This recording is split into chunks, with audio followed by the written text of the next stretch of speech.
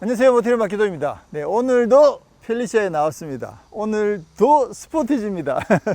그런데 오늘은 다른 스포티지입니다. 네, 스포티지가 출시가 되고 나서 시승 행사 때 스포티지 하이브리드를 시승을 했고요. 그리고 얼마 전에 이 스포티지 하이브리드랑 형제들 소렌토 하이브리드, 셀토스를 함께 비교를 해봤는데요. 사실 스포티지 하이브리드가 정말 잘 나온 거 맞지만, 근데 아무래도 이제 가격적인 부담이 조금 되다 보니까 또 많은 분들은 오늘 만나보실 이 스포티지 가솔린 모델에도 많이 관심들을 가지고 계실 거라고 생각합니다. 그래서 오늘은 스포티지 가솔린 4륜구동 모델을 만나보겠습니다.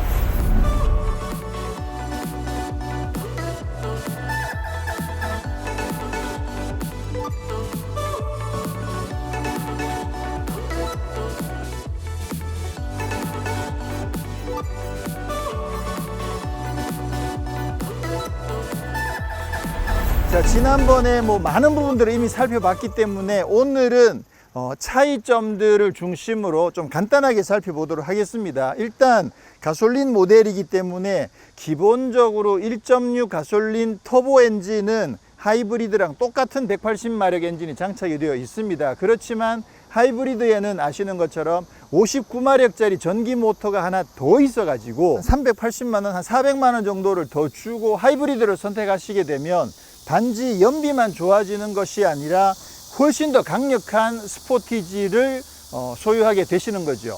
무려 전기 모터만으로 59마력, 60마력 정도 되기 때문에 그 정도면 힘 차이가 꽤 많이 납니다. 사실 180마력하고 59마력 차이가 꽤 크죠. 거의 한 3분의 1 이상 되잖아요. 3분의 1 정도 되죠. 근데 그게 전기 모터라는 것 때문에 더 강력한 달리기가 가능한데, 근데 아무래도 이제 또 그 차는 4륜 구동도 없고 그러다 보니까 가솔린 모델도 관심을 가지게 되는 만큼 오늘은 가솔린의 4륜 구동을 갖고 왔거든요. 그래서 출력에서는 조금 빠지긴 하지만 이 차는 4륜 구동이어서 또 상당히 안정적인 주행도 가능하고 또 약간의 비포장도로 오프로드를 가겠다고 하면 또 4륜 구동도 필요하기도 하죠. 그리고 타이어도 지금 이게 19인치 타이어가 장착되어 있거든요. 하이브리드는 18인치까지 밖에 장착이 안 되는데 지금 이 차에는 19인치가 장착이 되어 있어서 지난번 하이브리드 여기 산길에서 주행할 때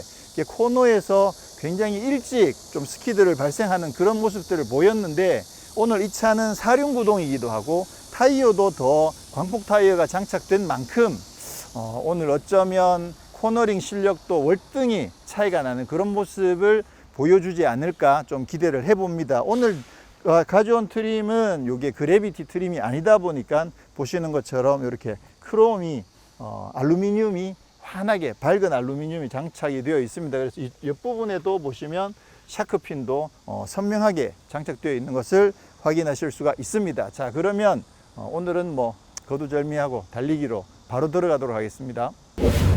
네, 일단 승차감은 여전히 좋습니다. 근데 살짝 느낌이 약간 다른 듯한 느낌이 조금 있긴 해요. 큰 차이는 아닌 것 같긴 한데 아무래도 타이어랑 차체 무게에서 오는 그런 차이라고 생각이 되는데요. 아무래도 이제 타이어가 하이브리드 같은 경우에는 235 60 시리즈고 그래서 18이고 이 차는 55 시리즈에 19거든요. 그러니까 아무래도 이쪽이 타이어가 조금 더 단단할 수도 있겠죠. 그래서 그런지 그 차는 좀 무겁기도 하고 전체적으로 조금은 더 잘 잡혀 있는 듯한, 단단하다고 하기보다는 쉽게 말하면 조금 더 단단한 느낌? 그렇지만 안정감이 조금 더 잡혀 있는 듯한 느낌이 들어서 이 느낌 상당히 좋습니다. 전체적으로 승차감은 뭐 어제부터 계속 장거리도 타고 해봤는데 승차감은 진짜 좋아요. 근데 굳이 하이브리드랑 얘가 만약에 조금 차이가 난다고 한다면 고르라고 하면 저는 이쪽이 더 나은 것 같아요.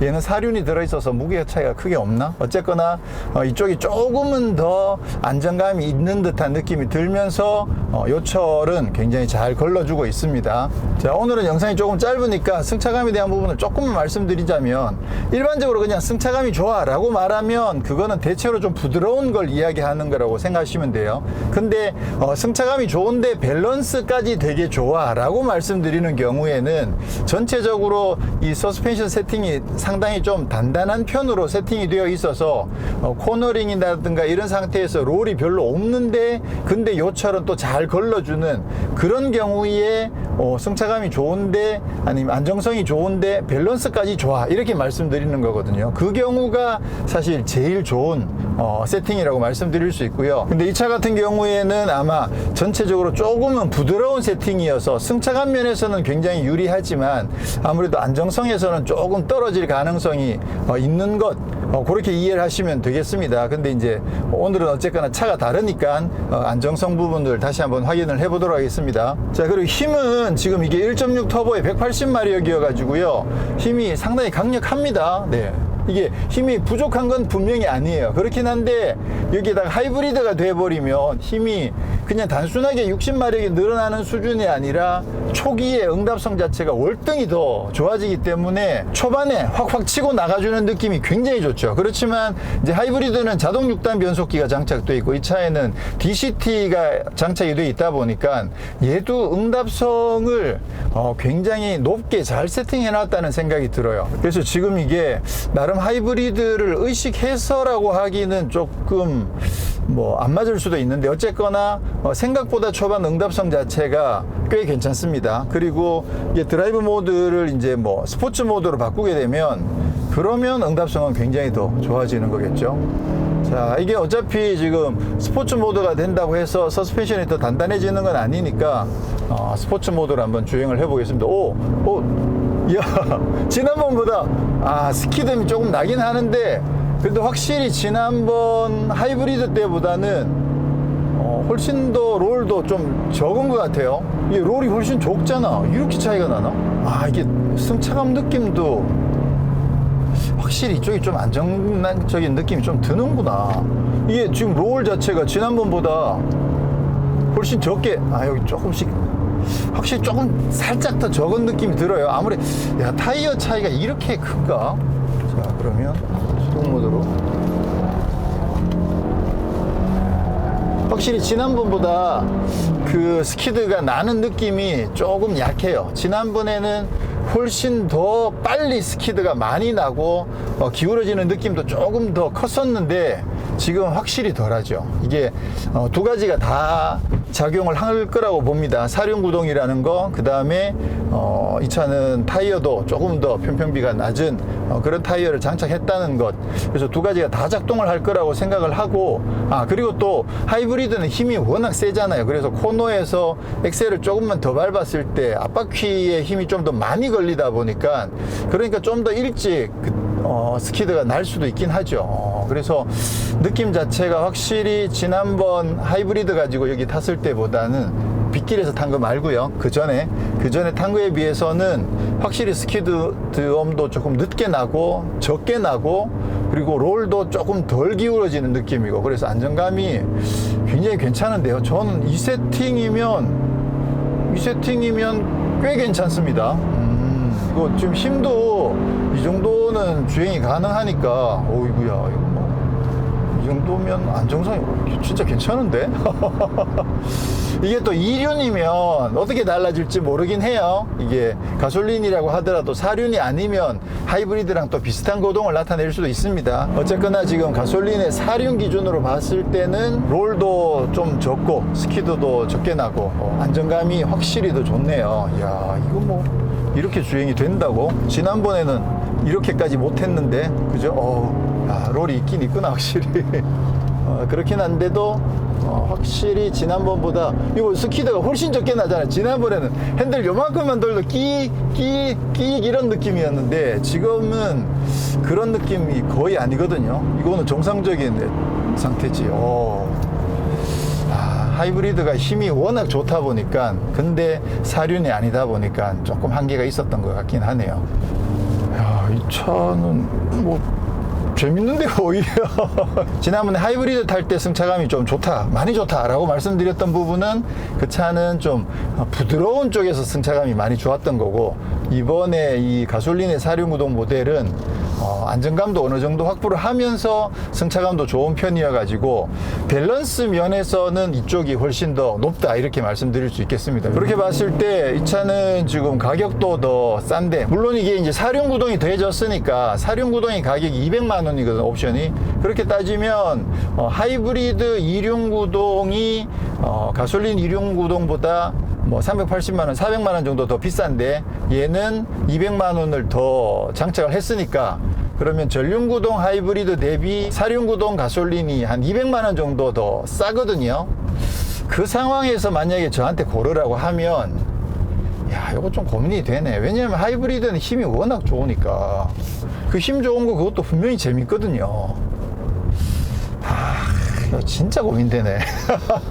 200만 원을 더 주고 힘은 월등히 더 좋고 연비는 월등히 더 좋고, 그러면서 안정감은 조금 떨어진다. 그걸 선택할 것인가, 아니면 200만 원 더 싸고 힘은 좀 부족하고 연비는 좀 많이 부족하고 그렇지만 안정감은 굉장히 좋고 200만 원 더 싸고. 진짜 고민되네요. 저라면 물론 이거 진짜 이거는 결정하기 쉽지 않아요.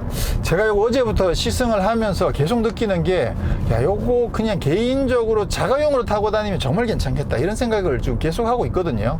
왜냐하면 일단 승차감이 워낙 좋고, 그 다음에 사이즈가 많이 크지 않잖아요. 그러니까 사이즈에 대한 부담도 조금 적고, 근데 세단보다는 아무래도 활용성이 높고 또 시야도 높고 하니까 운전하기도 편하고, 그래서 또 특히나 인테리어 디자인 워낙 예쁘고 오디오도 괜찮고, 그러니까 야, 요거 그냥 아무래도 이제 소렌토나 지금 집에 있는 소렌토 하이브리드보다 가격도 많이 싸잖아요. 그래서 야, 요거 진짜 개인 자가용으로 그냥 이거를 고민을 해보는데, 근데 만약에 이제 사륜을 선택할 건가는 진짜 고민을 많이 해야 되는 상황이죠.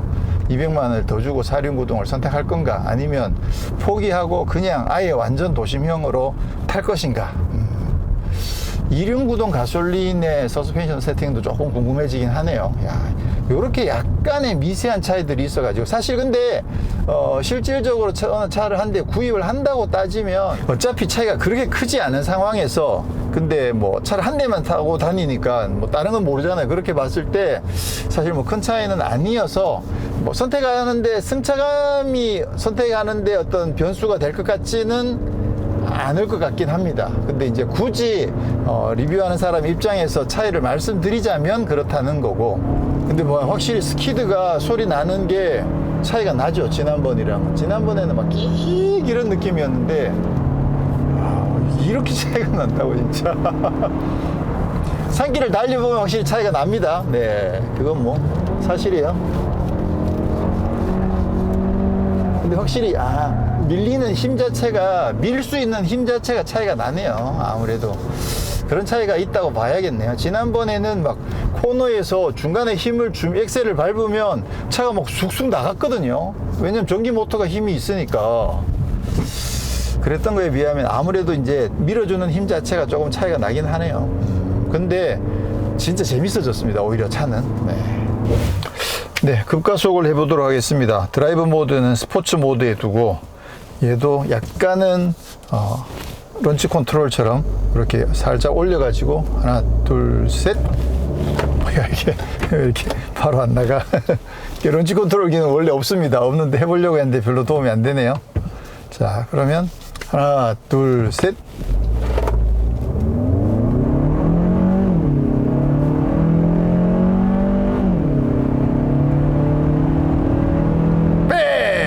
가속은 뭐 무난한 수준입니다. 사실 상당히 좀 경쾌하게 느껴지는 부분들도 많이 있는데, 아무래도 급가속을 하려고 해보니까 잘 나가는 차들에 비하면 뭐 아주 잘 나가는 건 아니지만 사실 이 정도만 해도 힘은 뭐 딱 넉넉한 정도의 힘을 갖고 있습니다.